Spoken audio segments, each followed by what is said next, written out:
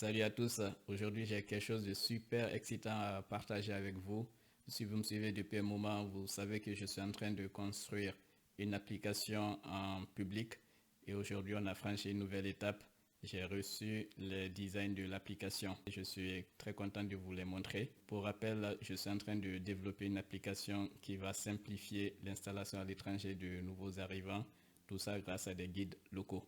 Donc, si vous voulez suivre toutes les étapes de développement de cette application, abonnez-vous, activez la cloche de notification pour ne rien rater. C'est parti pour les designs. Pour le design, je savais exactement ce que je voulais faire. J'avais déjà fait cette application-là, la waiting list, la liste d'attente de l'application. Je savais exactement ce que je voulais faire.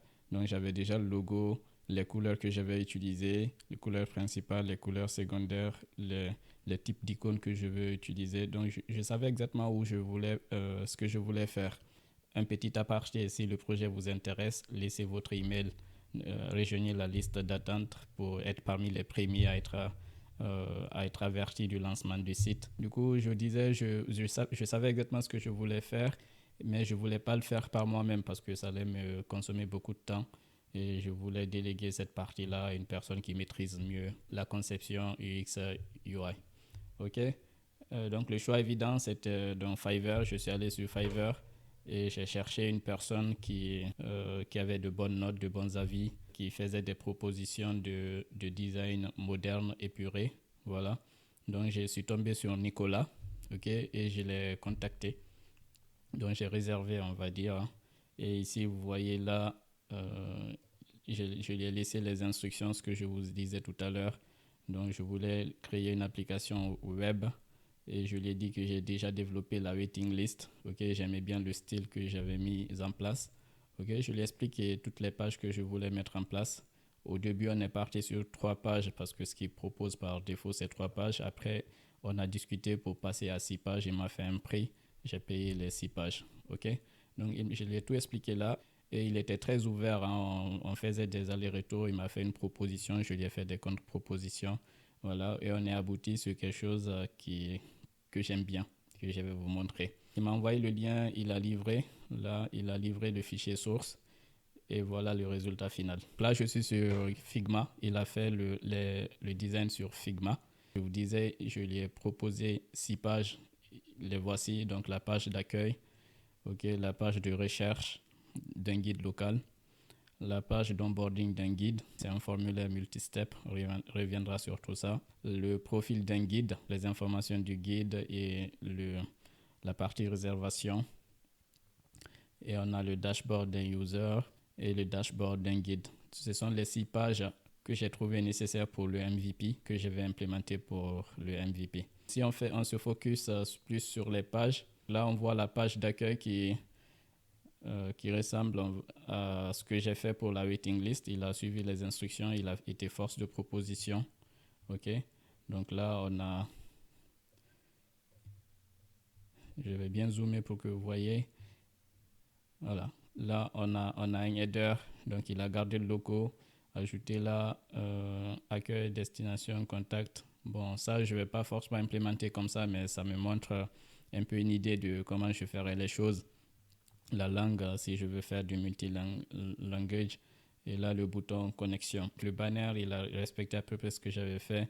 Le message que j'avais laissé, simplifier votre installation à l'étranger avec l'aide d'un guide local. Ok, il a ajouté là un formulaire de recherche que je trouve très bien et une image qui est sympa. Ok, une personne qui voyage, donc ça reflète un peu ce qu'on veut faire ici et des villes bien connues. Là, il y a les avis. Dans le MVP, je pense que je ne mettrai pas ça, on verra. Et comment ça marche, il a gardé ce que j'ai fait, faciliter votre installation et avec une image sympa. Et là, quelque chose que je ne vous ai pas montré, là, il met des petits messages là sympas. Ok, c'est pareil ici. J'aime bien, c'est un peu subtil, mais à la fois très beau. Ok. Là, les questions, pareil, ici, un petit message, un petit titre. Les questions les plus posées et le footer. Il a aussi travaillé le footer.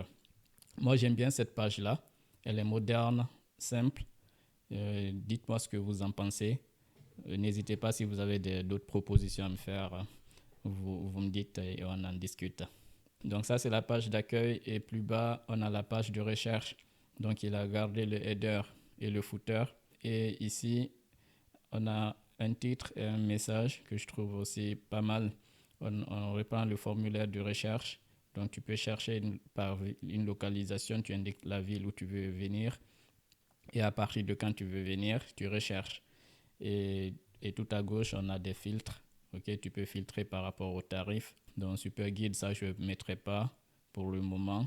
Les langues, voilà, ça c'est important. Les avis aussi.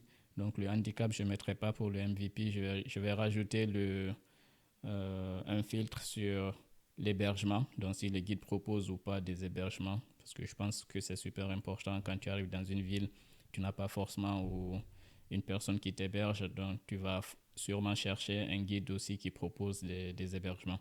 Sur la carte qui va afficher les résultats des guides, donc on a les informations du guide, les avis, la ville, les langues qu'il parle, le prix qu'il propose.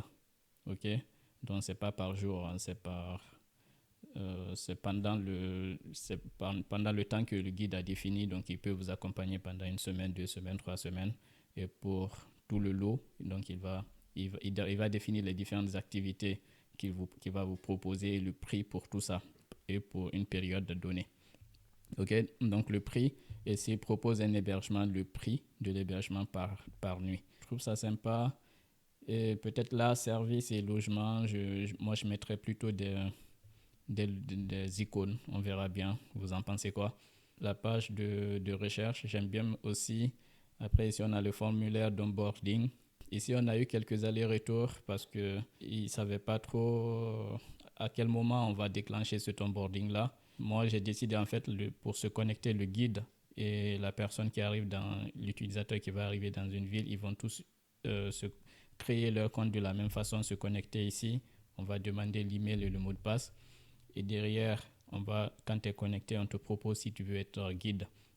Donc, si tu veux être guide, tu as un bouton, tu cliques sur le bouton et tu arrives sur ce formulaire-là. C'est ça l'idée principale et générale. On sera sur du multi-step. Hein.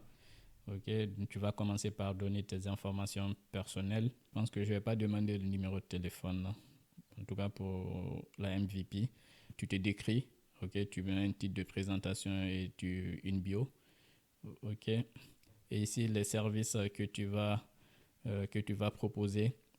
Donc là, je vais un peu modifier à mon avis. Donc là, il a listé les services. Ok, je vais les mettre plus haut que le tarif ici. Ok.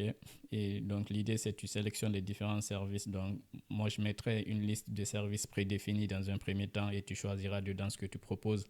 Et ici, ce n'est pas des tarifs journaliers, mais c'est des tarifs pour toute la période. Donc, tu vas mettre ton prix et tu vas sélectionner une période, donc 1 semaine, 2 semaines, 3 semaines, un mois. C'est comme ça que je vois des choses dans un premier temps.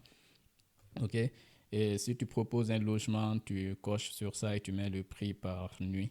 Et ici, tu vas mettre les langues que tu parles, c'est super important pour les gens qui arrivent. On pourrait imaginer, par exemple, des Chinois qui arrivent en France pour étudier.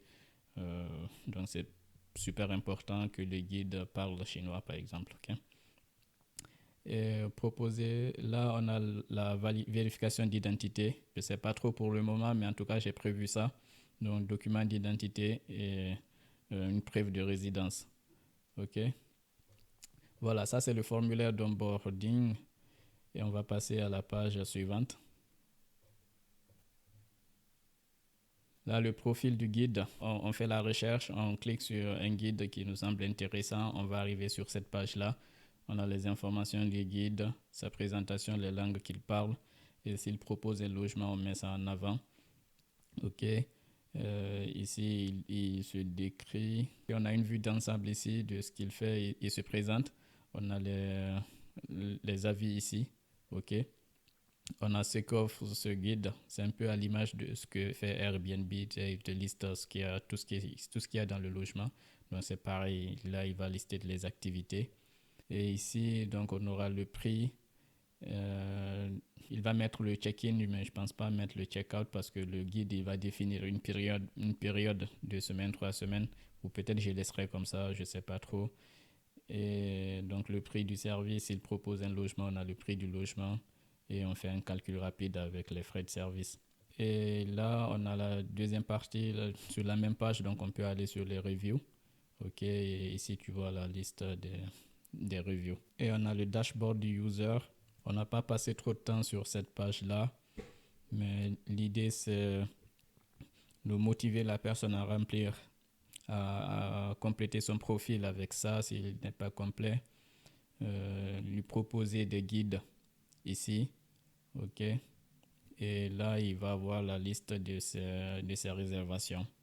Voilà, il peut aller voir les détails et tout ça. Pareil, le dashboard du guide, on a les statistiques, hein, on va dire le total du revenu, le total de réservation, etc. Les revenus, son calendrier de booking, ses réservations. Voilà, quelque chose de simple dans un premier temps pour le MVP. Je ne vais pas trop me prendre la tête, je vais faire quelque chose de simple et on verra comment ça va évoluer. Ce sont les 6 pages. Je suis plutôt satisfait du résultat. Ça respecte ma charte graphique, donc qui est jaune-noir à peu près. Et les pages sont plutôt sympas, épurées. Voilà, c'est pas trop surchargé. Moi, j'aime bien et là, j'ai hâte de continuer. Ok, et donc là, je vais commencer à faire les devs. Je suis actuellement en train de modéliser la base de données, définir les différentes tables et tout. Dans une prochaine vidéo, je vous montrerai la base de données, on va dire toutes les différentes tables, les relations qu'il y a entre les différentes tables. Ok, ça c'est sûrement la prochaine vidéo. Ok, si ça vous intéresse de suivre toutes les étapes, donc pas à pas, l'implémentation de cette application, abonnez-vous. Vous ne serez pas déçus. Vous allez apprendre beaucoup de choses. Je vais apprendre avec vous. Et je veux bien avoir votre avis dans les commentaires. Dites-moi ce que vous en pensez de ce design-là. Et donc moi, je vais continuer à bosser. Et à très bientôt. Merci.